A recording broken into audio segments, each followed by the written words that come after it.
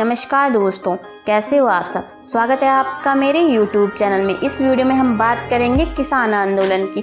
क्यों किसान आंदोलन कर रहे हैं, किसान क्यों धरने में बैठे हुए हैं, MSP को लेकर किसानों की क्या मांगे हैं सरकार से। वैसे तो मोदी सरकार ने वादा कर दिया था कि जो 3 कृषि कानून लाए हैं सरकार उन्हें वापस ले रही है, लेकिन पिछले 1 साल से धरने पर बैठे जो किसान हैं उन्होंने कानून की वापसी के साथ साथ लगातार मांग करते हुए आए हैं कि उन्हें MSP यानी कि न्यूनतम समर्थन मूल्य की गारंटी दी जाए। इस वीडियो में आपको बताऊंगी MSP जुड़ी सारी जानकारी, साथ ही सरकार को मानने में हर्जी क्या है। जानने के लिए देखते रहे इस वीडियो को। इससे पहले आप मेरे चैनल में नए हो तो चैनल को लाइक शेयर सब्सक्राइब जरूर करना, ताकि आपका एक सब्सक्राइब मुझे मोटिवेशन करता रहे, जिससे मैं आपको नए नए टॉपिक शेयर कर सकूं। तो बढ़ते हैं वीडियो की ओर। तो पहला सवाल कि MSP क्या है और इसकी क्या ज़रूरत है। किसानों के हित के लिए MSP की व्यवस्था सालों से चली आ रही है। केंद्र सरकार फसलों की एक न्यूनतम कीमत तय करते हैं, इसे ही MSP कहते हैं। मान लीजिए अगर फसलों की कीमत बाजार के हिसाब से गिर भी जाती है, तब भी केंद्र सरकार MSP पर ही फसलों को खरीदते हैं, ताकि किसान को नुकसान से बचाया जा सके। 60 के दशक में सरकार ने अन्न की कमी से बचने के लिए सबसे पहले गेहूं पर MSP शुरू करी थी, ताकि सरकार किसानों से गेहूं खरीदकर अपनी PDS योजना के तहत गरीबों में बांट सके। MSP को लेकर किसानों के मन में क्या डर है। वैसे तो MSP तय होती है इस आधार पर कि किसानों को उनकी लागत का 50% रिटर्न मिल जाए, लेकिन असल में ऐसा होता नहीं है। कई जगहों को तो किसानों को MSP से कम कीमतों पर ही अपनी फसल बेचनी पड़ती है। अब इसके लिए कोई कानून तो है नहीं, तो किसान किस अदालत में जाकर अपना हक मांगेंगे। सरकार चाहे तो MSP कभी भी रोक सकती है, क्योंकि ये सिर्फ एक पॉलिसी है, कानून नहीं। यही डर किसानों को सता रहा है। अब बात करते हैं कि MSP को लेकर किसानों के मन में क्या मांगे हैं।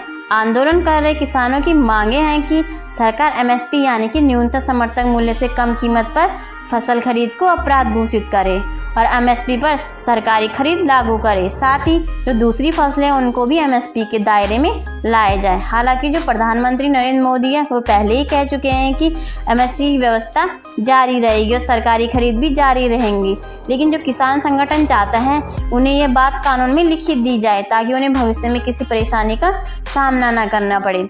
सरकार के लिए MSP कितना भारी पड़ता है। जो ये 23 फसलें हैं ये तो भारत की कृषि उत्पादन का सिर्फ 1/3 हिस्सा ही है। मछली पालन, पशुपालन, सब्जी, फल वगैरह इसमें शामिल नहीं है।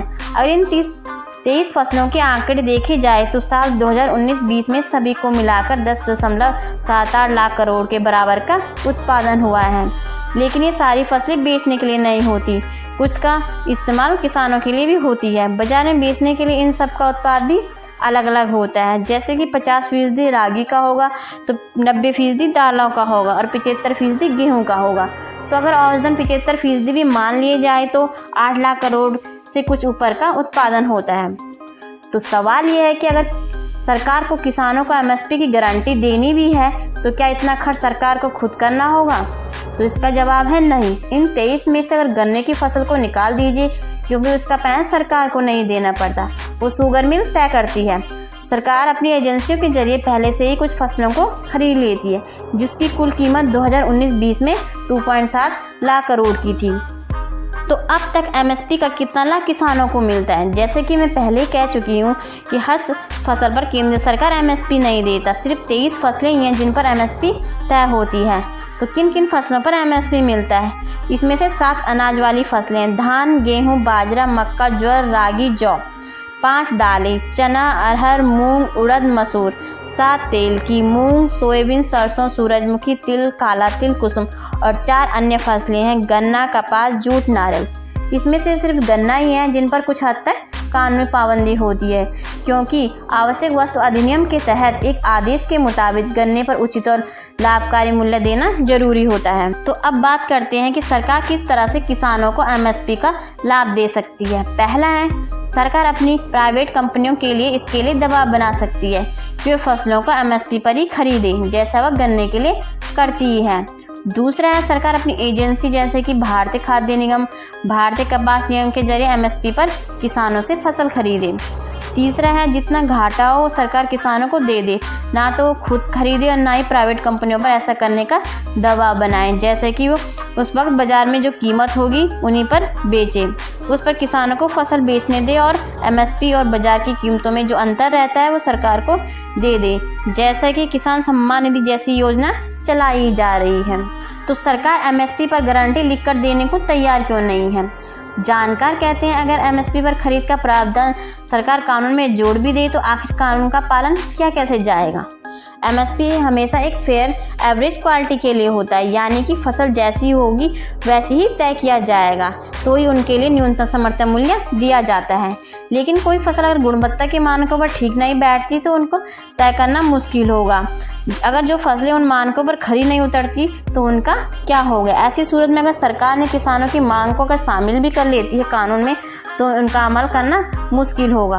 सरकार को कई कमेटियों ने सिफारिश भी की है कि बस गेहूं और धान की खरीद सरकार को कम करनी चाहिए। सरकार इसी उद्देश्य से काम भी कर रही है। आने वाले दिनों में इसकी खरीद भी कम होने वाली है, यही डर किसानों को सता रहा है। तो भविष्य में सरकारें अगर कम खरीदेंगी तो जाहिर है किसान निजी कंपनियों को अपनी फसलें बेचेंगे और निजी कंपनियां चाहेंगी कि वो MSP से कम दाम पर ही खरीदें ताकि उनका मुनाफा बढ़ सके। सरकार के पास फिलहाल कोई रास्ता ही नहीं है जिससे वो MSP पूरी फसलों को खरीदने के लिए निजी कंपनियों को बाध्य कर सके। जानकार कहते हैं कि अगर सरकार इसे पूरे मसले को द्विपक्षीय रखना चाहती है, अगर कानून में MSP का प्रावधान जोड़ भी दिया जाए तो इससे जुड़े हर मुकदमे में 3 पक्ष शामिल होंगे, एक है सरकार का, एक किसान का और तीसरा होगा निजी कंपनी का।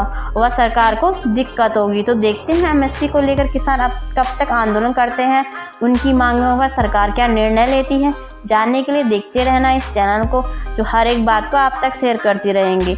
आपसे एक रिक्वेस्ट है कि चैनल को सब्सक्राइब जरूर करना ताकि जल्द से जल्द आपको वीडियो मिलती रहे। आपका एक लाइक और सब्सक्राइब मेरा हौसला बढ़ाएगा। धन्यवाद।